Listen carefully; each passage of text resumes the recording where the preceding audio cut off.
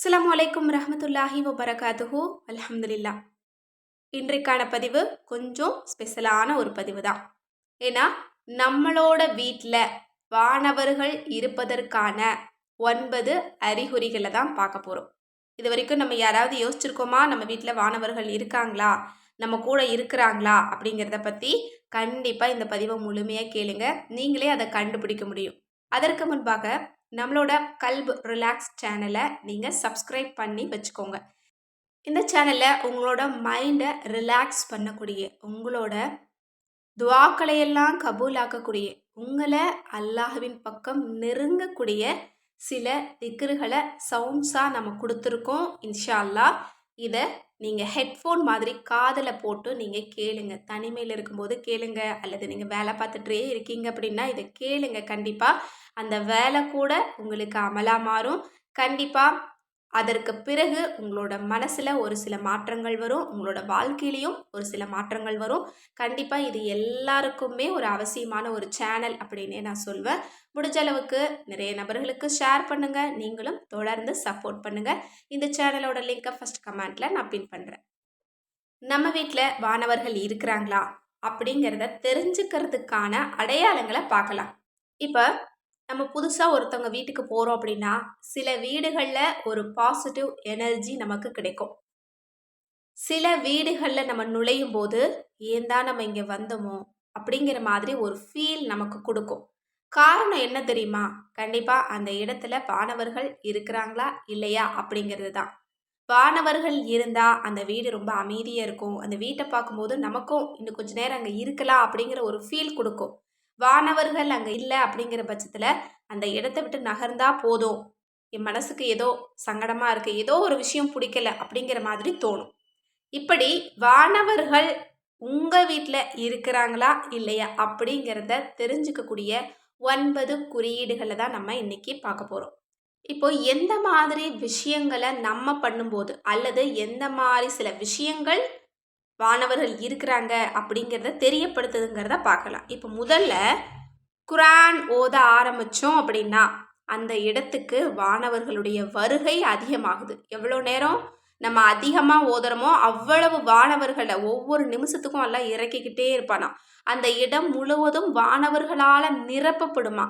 அப்போது திருக்குரானை ஓதக்கூடிய வீடுகளில் கண்டிப்பாக வானவர்கள் இருப்பாங்க. வானவர்கள் வந்தால் அந்த வீடு எப்படிப்பட்டதாக இருக்கும்? கண்டிப்பாக பரக்கத் வாய்ந்ததா, ரஹ்மத் நிறைந்ததாக தான் இருக்குமே தவிர நெகட்டிவ் எனர்ஜியை கொடுக்கக்கூடிய எந்த விஷயமும் அந்த வீட்டில் இருக்காது. கஷ்டமோ, கவலையோ, அழுகையோ, சங்கடங்களோ, சண்டைகளோ எதுவுமே அந்த இடத்துல இருக்காது. எல்லாம் அமைதியாக இருக்கும். அதனால குரான் ஓதுறதை அதிகப்படுத்துங்க. 2வது விஷயம், நம்ம மற்றவங்களுக்காக துஆ செய்யும் போது வானவர்கள் அந்த இடத்துக்கு வர்றாங்க. காரணம், நம்ம மற்றவங்களுக்காக என்ன துஆவை கேட்குறோமோ அந்த துஆவை நமக்காக வானவர்கள் அல்லாஹ்விடத்துல கேட்பாங்க. அதுக்காக கண்டிப்பாக வருவாங்க. அதனால மற்றவங்களுக்காக நீங்கள் துஆ செய்யுங்க. உங்கள் வீட்டில் வானவர்கள் வருவாங்க. வருகை தரும்போது கண்டிப்பாக அந்த இடம் பரக்கத் வாய்ந்ததா, நிம்மதியானதா மாறும். அடுத்தது 3வது என்ன அப்படின்னா, சலவாத் ஓதும்போது வானவர்கள் வருகை தர்றாங்க.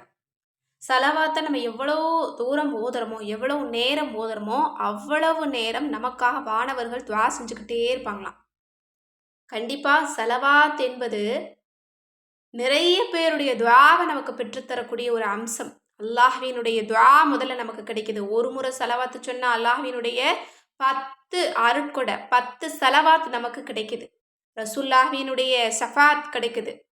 இன்னும் வானவர்களும் நமக்காக துஆ செய்கிறாங்க. ஏராளமான பலன் உண்டு. அதனால் கண்டிப்பாக சலவாத் ஓதுங்க. சலவாத் ஓதக்கூடிய வீடுகளில் அல்லது இடங்களில் கண்டிப்பாக அந்த இடத்துல பரக்கத்தான வானவர்கள் இருப்பாங்க, உங்களுக்காக துஆ செய்வாங்க. அடுத்தது 4வது விஷயம், சூரா பக்கராவை ஓதணும் அப்படின்னா அங்கே பரக்கத்தான ரஹ்மத்தான வானவர்களை அல்லாஹ் நிரப்புறான். ஏன்னா ஒரு ஹதீஸில் கூட நம்ம கேட்டிருப்போம், ஒரு சஹாபி அவங்க ஓதிட்டு இருப்பாங்க, அவங்களுடைய குதிரை பக்கத்தில் மிரண்டுக்கிட்டு கிடக்கும்.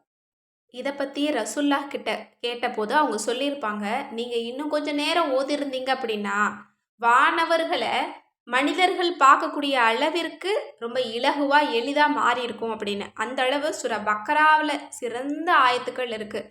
அதை ஓதும்போது அந்த இடத்துல நிறைய வானவர்களை அல்லாஹ் தஆலா குவிக்க செய்கிறான். அடுத்தது 5வது விஷயம், சலாம் சொல்லக்கூடிய வீட்டில் வானவர்கள் இருப்பாங்களாம். ரசூல்லா அதனால தான் வீட்டில் யார் இருந்தாலும் இல்லைனாலும் நீங்கள் சலாம் சொல்லுங்க, வானவர்கள் அதுக்கு பதில் சொல்லுவாங்க அப்படின்னு சொல்லியிருப்பாங்க. கண்டிப்பாக சலாம் என்பது நம்மளோட வாழ்க்கையை ரொம்ப வளப்படுத்தக்கூடியது. அதை நீங்கள் சொல்லி பாருங்க. அந்த இடத்துல வானவர்களும் இருப்பாங்க. உங்களுக்காக அவங்க திரும்ப சலாம் சொல்லுவாங்க. உங்களோட வாழ்க்கை ரொம்ப சிறப்பாக இருக்கும். அடுத்தது 6வது விஷயம், இரவு நேர தொழுகை. இரவுல தொழுதாலோ அல்லது தஹஜ்ஜத் தொழுதாலோ கண்டிப்பா அந்த இடத்துல வானவர்கள் இருப்பாங்க. உங்களுக்காக அல்லாஹ்விடத்துல துஆ கேட்பாங்க. ஏன்னா அல்லாஹ்வே அந்த நேரத்துல நம்ம என்ன கேட்குறோம் அப்படிங்கிறத எதிர்பார்க்குறான். அப்படி இருக்கும்போது வானவர்கள் அந்த இடத்துல இருப்பாங்களாம். நமக்காக அல்லாஹ்விடத்துல முறையிடுவாங்களாம். கண்டிப்பா இரவு நேர தொழுகையும் நீங்க அதிகப்படுத்துங்க. உங்களோட வாழ்க்கை ரொம்ப சிறப்பா இருக்கும். அடுத்தது 7வது விஷயம், ஆபத்துக்கள் தடுக்கப்பட்டுச்சு அப்படின்னா உங்கள் வீட்டில் வானவர்கள் இருக்கிறாங்க அப்படிங்கிறது அர்த்தம். ஏன்னா ஒரு சில நேரங்களில் நம்ம யோசிப்போம், இன்னைக்கு அல்லாஹ் என்னை காப்பாற்றிட்டான், இன்னைக்கு ஒரு பெரிய ஆபத்தில் நான் சிக்க போனேன், அல்லாஹ் என்னை காப்பாற்றிட்டான் அப்படின்னு சொல்லுவோம். ஆண்களும் சொல்லுவோம், பெண்களும் சொல்லுவோம். ஏன்னா பெண்கள் வீட்டில் வேலை பார்க்கும்போது ஒரு தடுக்கி விட்டால் கூட நம்ம இதை யோசிப்போம்.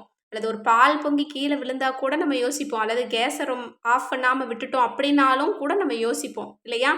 அதே மாதிரி ஆண்கள் வெளியில போகும்போது, வண்டிகள்ல போகும்போது சில நேரங்கள்ல இதை யோசிக்கிறதுக்கு தோணும். அப்படி வரக்கூடிய ஆபத்துகள் தடுக்கப்பட்டால் உங்க வீட்ல வானவர்கள் இருக்கிறாங்க. உங்களுக்காக நல்ல துஆவ அவங்க கேட்டுட்டு இருக்கிறாங்கன்னு அர்த்தம். அடுத்தது 8வது விஷயம், பரக்கத் குறைவா இருந்தாலும், உங்ககிட்ட கொஞ்சமா பணம் இருந்தாலும் சரி, கொஞ்சம் நபர்கள் தான் உங்க கூட இருந்தாலும் சரி, நீங்க ரொம்ப நிம்மதியான வாழ்க்கை வாழ்வீங்க. அல்லாஹ் உங்களுக்கு எல்லாத்துலேயுமே பரக்கத்தை கொடுப்பான்.